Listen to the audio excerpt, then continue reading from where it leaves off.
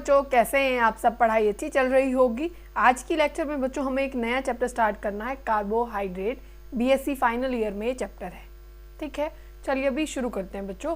तो पहले तो मुझे ये बताइए कि कार्बोहाइड्रेट्स का मतलब क्या है। तो पहले इसका एक बार नाम पढ़ लीजिए। क्या बोल रहा है ये? कार्बो मतलब कार्बन और हाइड्रेट मतलब पानी। ठीक है, तो आप यही लिख लीजिए कि कार्बन और क्या है, हाइड्रेट, ऐसे। और यहाँ पे अब क्या होगा कि जितने नंबर ऑफ कार्बन हैं उतने ही नंबर ऑफ क्या होंगे बच्चों, ऑक्सीजन होंगे, और उसका डबल नंबर क्या होगा, हाइड्रोजन का होगा। मान लीजिए मैंने यहाँ पे लिख दिया, आपको इसका लेना है 6 टाइम्स। ठीक है, तो कार्बन भी कितना हो जाएगा, 6 हो जाएगा। तो फॉर्मूला क्या बन जाएगा, C6, और ये इसका क्या हो जाएगा बच्चों, डबल हो जाएगा, तो ये हो जाएगा 12 और O क्या हो जाएगा, 6।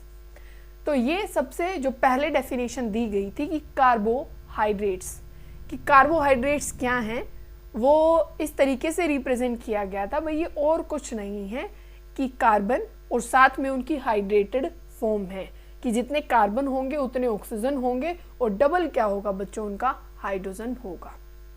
पर इस जो ये डेफिनेशन है, ये जो टर्म दी गई, इसकी लिमिटेशन रही।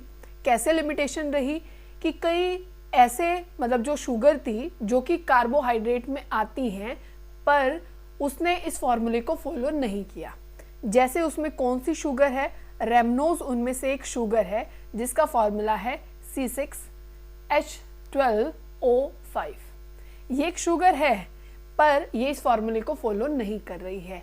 और कुछ ऐसे कंपाउंड थे जो कि शुगर नहीं थी, जो कार्बोहाइड्रेट में नहीं थे, पर फिर भी वो इस फॉर्मूले को फॉलो कर रहे। कौन सा था? जैसे कि आप फॉर्मेल्डिहाइड को ले सकते हैं। फॉर्मेल्डिहाइड क्या होता है, ये फॉर्मेल्डिहाइड है, तो इसको कैसे लिख सकते हैं आप, एक कार्बन है और 2 हाइड्रोजन है और एक ऑक्सीजन है।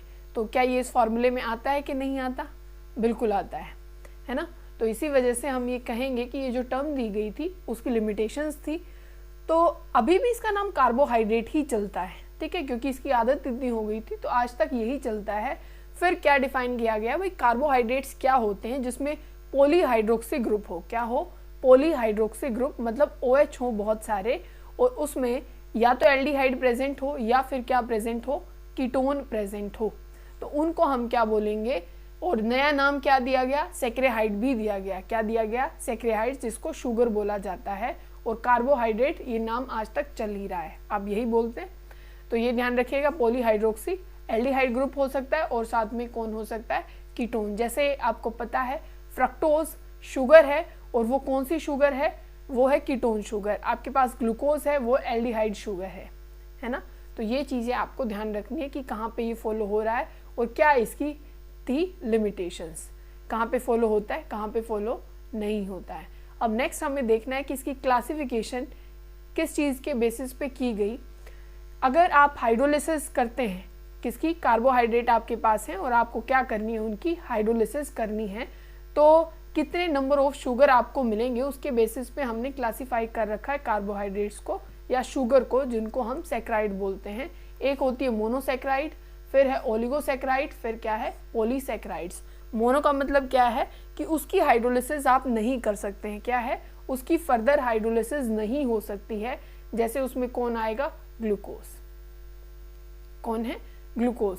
ओलिगोसैकराइड जैसे आपके पास कौन हो गई है, लैक्टोज। लैक्टोज की जो मिल्क में होती है, ठीक है, उसकी आप क्या कर सकते हैं, हाइड्रोलिसिस कर सकते हैं। और पॉलीसैकराइड की भी हो सकती है। मोनो में क्या है, अब ध्यान से इस बात को समझिएगा, मैंने क्या बोला, इसकी हाइड्रोलिसिस नहीं हो सकती है और इसमें कितने भी नंबर ऑफ कार्बन हो सकते हैं। नंबर ऑफ कार्बन कितने भी हो सकते हैं, पर इसकी हाइड्रोलिसिस नहीं हो सकती है। और 2 तरीके से हमने बोला कि एक एल्डिहाइड शुगर हो सकती है और एक कीटोन शुगर हो सकती है। और शुगर्स के पीछे क्या लगाया जाता है, OSE। जैसे आप लैक्टोज लगाते हैं, फ्रक्टोज लगाते हैं, ग्लूकोज लगाते हैं, तो यहाँ पे क्या है कि मोनोसैकराइड शुगर या तो एल्डोज हो सकती है, मतलब एल्डिहाइड ग्रुप हो सकता है, या फिर कैसी हो सकती है, कीटोज। ठीक है, या तो आप क्या बोलोगे उसको, एल्डोज, या फिर क्या बोलोगे, कीटोज। जैसे ग्लूकोज किस में है, एल्डिहाइड शुगर है, एल्डोज शुगर है, और कीटोज में कौन आ जाएगी, फ्रक्टोज, और जो किसका एग्जाम्पल रहेगा, मोनोसैकराइड का, जिसकी हाइड्रोलिसिस नहीं की जा सकती है। और अगर बात की जाए ओलिगोसैकराइड की, अगर आप इसकी हाइड्रोलिसिस करते हैं तो आपको या तो 2 यूनिट मिलेंगी हाइड्रोलिसिस करके शुगर की, मतलब अगर आप ओलिगोसैकेराइड की हाइड्रोलिसिस करते हैं तो आपको या तो 2 शुगर मिलेंगी, 3 मिल सकती है, मतलब 2 से लेके 9 तक आपको यूनिट मिल सकती हैं शुगर की। बात समझ में आ गई है कि ये एक मतलब आप कह सकते हैं कि कॉम्प्लेक्स शुगर होगी और इसकी अगर आप हाइड्रोलिसिस करते हैं तो कितनी मोनोसैकेराइड मिल सकती हैं? 2 मिल जाएंगी, 3 4 कहाँ तक मिल जाएंगी? 9 मोनोसैकेराइड मिल जाएंगी। ठीक है, फिर आता है पॉलीसैकेराइड। पॉली मतलब कि बहुत सारी, क्योंकि 9 से ऊपर क्या हो जाएंगी वो पॉलीसैकेराइड में आ जाएगा, तब आप उसकी हाइड्रोलिसिस करेंगे। जैसे सेलुलोज है, स्टार्च है, ये किस में आ जाते हैं? ये आ जाते हैं पॉलीसैकेराइड में। अगर आप इनकी हाइड्रोलिसिस करते हैं तो आपको 9 से ज़्यादा क्या मिल जाएंगी? मोनोसैकेराइड, बहुत सारी शुगर मिल जाएंगी। तो ये किसके बेसिस पे हमने क्लासिफाई किया है? हमने इसको क्लासिफाई किया है on the basis of hydrolysis.